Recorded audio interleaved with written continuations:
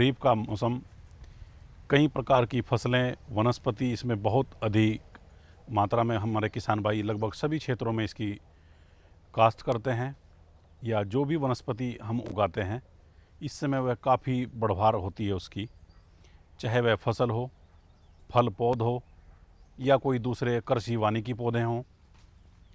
तो इसी क्रम में यदि हम देखें कि अन्न वाली फसलों के साथ साथ में जो दलहन की फसल है, तिलहन की फसल है, वह बड़ी महत्वपूर्ण होती है प्रदेश के लिए, किसानों के लिए और भूमि के लिए।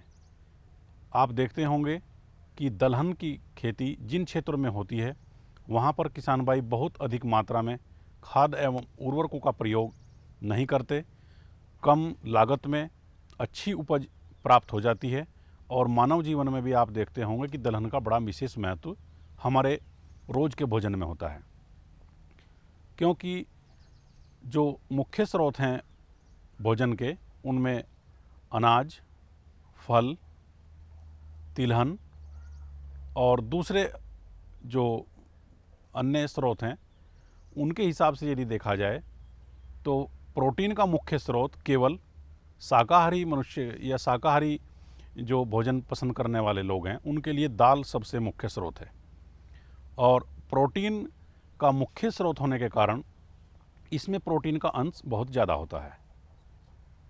तो इस फसल के अंदर कीड़े, बीमारियां, या यूं कहें कि जो मौसम के प्रति अधिक संवेदनशीलता इन फसलों में देखी जाती है। अभी हमारे किसान भाई हमारे प्रदेश में उड़द, मूंग, अरहर, कुलथ, राजमा इत्यादि की जो दलहन की फसल है वह उनके खेतों में खड़ी है। दूसरी तरफ जहां तिलहन की बात करें वहां पर तिल और सोयाबीन प्रमुख रूप से किसानों के द्वारा उगाई जाती है। इस समय पर किसान भाई फसल की देखरेख अच्छी करें, देखरेख के साथ साथ में कई प्रकार की समस्याओं से किसान भाई बड़े आराम से उसको निपटा लेते हैं। अन्यथा कई बार किसान यदि खेत की निगरानी ना करें तो उसमें यही पता नहीं चलता कि कितना कीट का रोग और रोग का जो उसके ऊपर आक्रमण है किस परिस्थिति में हो रहा है, फसल में कौन सा सुरक्षात्मक तरीका अपनाया जाए, क्या सलाह ली जाए, और इस पौधे में आज की जो अवस्था है 2 दिन के बाद में क्या अवस्था इसकी हो रही है। तो इन सब चीज़ों को देखते हुए किसान भाई अपने खेत की बराबर निगरानी करते रहें। तो जहाँ तक दलहन की बात है, सबसे पहले मैं बताना चाहूँगा कि इसमें कई प्रकार की अवस्थाएं होती हैं, जैसे अंकुरण की अवस्था। जिन किसान भाइयों ने उड़द या मूंग देरी से बुआई की है उनमें अंकुरण की अवस्था से लेकर पहले 25-30 दिन तक खरपतवार मुक्त खेत को रखना चाहिए।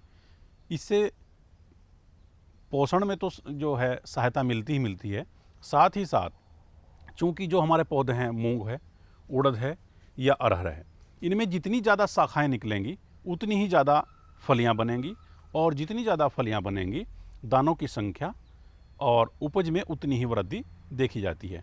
तो इस तरह आप अपनी फसल को शुरुआत की अवस्था में खरपतवार मुक्त रखें, जिससे पौधों की बढ़वार अच्छी हो।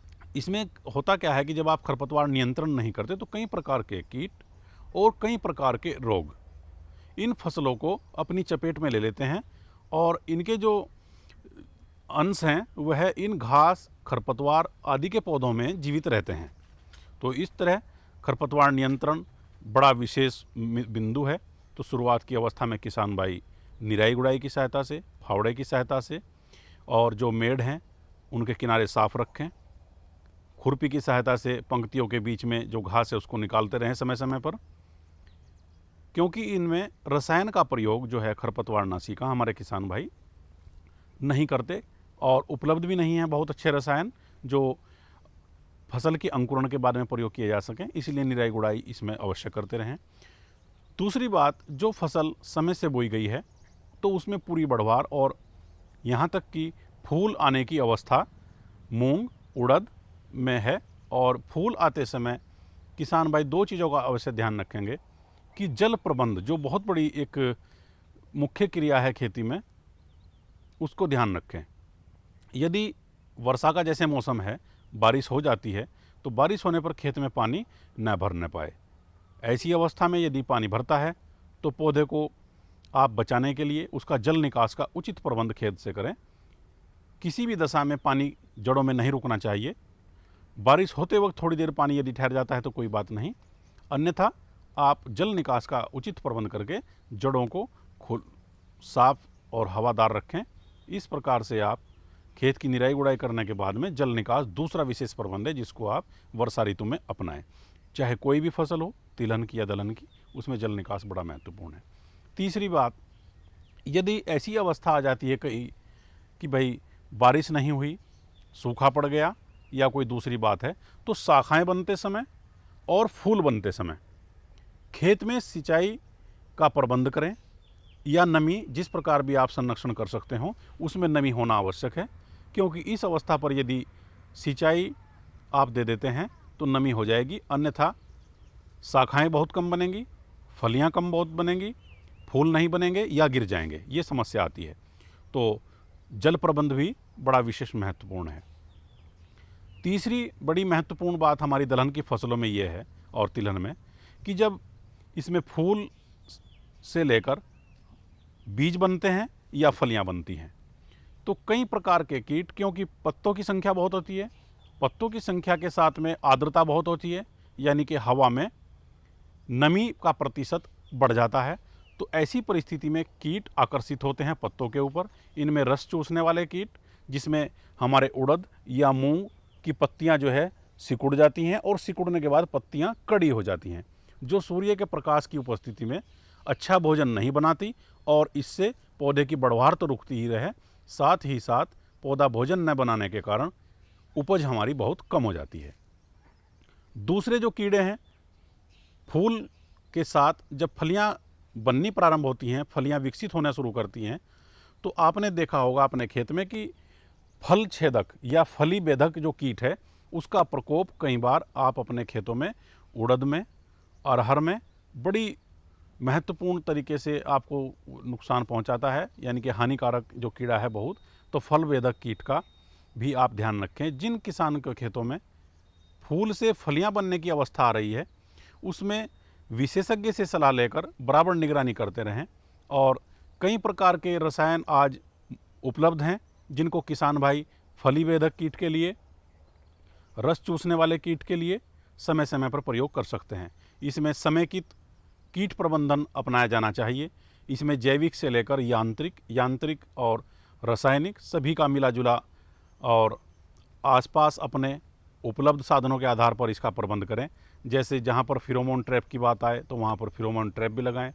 जहाँ पर प्रकाश प्रपंच जिसको हम बोलते हैं कि आप रात्रि में बल्ब जलाएं विद्युत के द्वारा या सौर ऊर्जा के द्वारा, और नीचे ग्रीस या कैरोसिन ऑयल उसको टब या प्लास्टिक के बर्तन में भर के रख दें, तो इससे बहुत अधिक कीट आकर्षित होते हैं और वह तेल में गिरकर मर जाते हैं। यह बड़ा ही कारगर तरीका है जिसको हमारे किसान भाई घर के आसपास या थोड़ा दूर पर उगाए जा रही फसल में इसका प्रयोग सफलतापूर्वक करके कीटों का नियंत्रण बहुत अच्छी तरह से कर सकते हैं। दूसरी बात, इसमें जो रस चूसने वाले कीड़े हैं या जो सफ़ेद मक्खी है उसके लिए नीम ऑयल बहुत अच्छा कारगर है, क्योंकि बहुत अधिक विषैले रसायनों का प्रयोग नहीं करना चाहिए, क्योंकि दलहन की फसल है, बहुत जल्दी पकती है, तो इनका जो रेजिड्यू है, जो अवशेष खेत में रह जाता है रसायनों का, वह भी नहीं होगा। तो आप नीम तेल का प्रयोग कर सकते हैं। यह बाज़ार में कई रूप में मिलता है।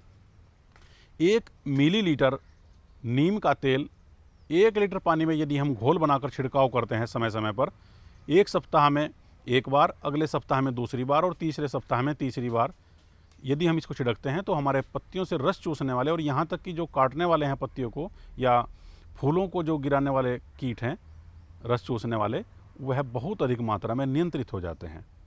या इसके बाद में कहें जो हमारे फली बेधक कीट हैं उसमें हम जो बीटी नाम से जो जैव कीटनाशी मिलता है उसको आप प्रयोग कर सकते हैं। उसमें 200 ग्राम का 1 पैकेट प्रति एकड़ के लिए बहुत अच्छा कारगर होता है। जैसे हमारी अरहर की फसल है उसमें फली बेधक कीट का नियंत्रण करने के लिए किसान भाई इसका प्रयोग सफलतापूर्वक कर सकते हैं। यह जैव कीटनाशी है। पहला छिड़काव इसका कर दें जब फूल से फलियां बनने की आरंभ की स्थिति हो। दूसरा जो हमारा छिड़काव है उसको क्यूनाल्फास नामक की 1.25 लीटर मात्रा को प्रयोग करके हम इस कीट का नियंत्रण कर सकते हैं। और जहाँ तक उकठा रोग की समस्या है, किसान भाई अरहर की जड़ों में पानी न रुकने दें, जल निकास का उचित प्रबंध रखें। यदि पौधे में कोई रोग आ गया है उसको जड़ से निकाल कर कहीं दूर खेत से बाहर जाकर दबा दें। इन परिस्थितियों में यदि हम देखें तो हमारे जो दलहन की फसल है वह बहुत अच्छी होगी और यही प्रक्रिया सोयाबीन की फसल में भी हमारे किसान भाई फली बनने की अवस्था पर अपनाएं तो इससे दलहन और तिलहन दोनों ही बहुत अच्छी मात्रा में उपज दे सकेंगे।